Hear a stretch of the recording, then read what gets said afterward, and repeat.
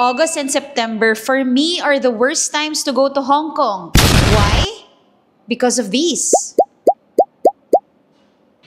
If you're new here, my name is Maine and I'm the admin of the Facebook group Hong Kong DIY Travel Planning Tips and Tricks.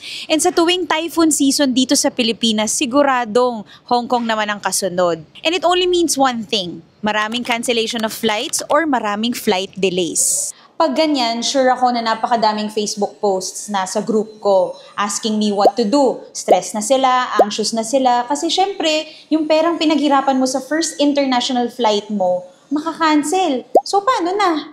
Kaya ang lagi ko sinasabi sa group ko is to avail travel insurance. Pero alam ko sasabihin nyo rin, gastos lang yan, mabilis lang naman yung trip, 4 days lang naman, wala naman siguro mangyayari sa akin. Hindi ka sure. So what if I tell you for only 260 pesos, given this 4 days, 3 nights Hong Kong trip scenario, you get to have this coverage? O, diba? Ano ba naman ang presyong isang meal for your peace of mind to cover unexpected expenses? Kaya naman, may good news ako sa inyo. From today till November 15, 2025, you can get additional 15% discount code if you book through Klook's Travel Joy. How to do it? Search travel insurance. Makikita mo dyan Travel Joy for Philippine residents. Then choose whether light, essential, or deluxe. Read carefully so you can choose coverage that best fits you. Then fill out the form with your name or your family members. Then enter the promo code MAININSURANCE before checkout.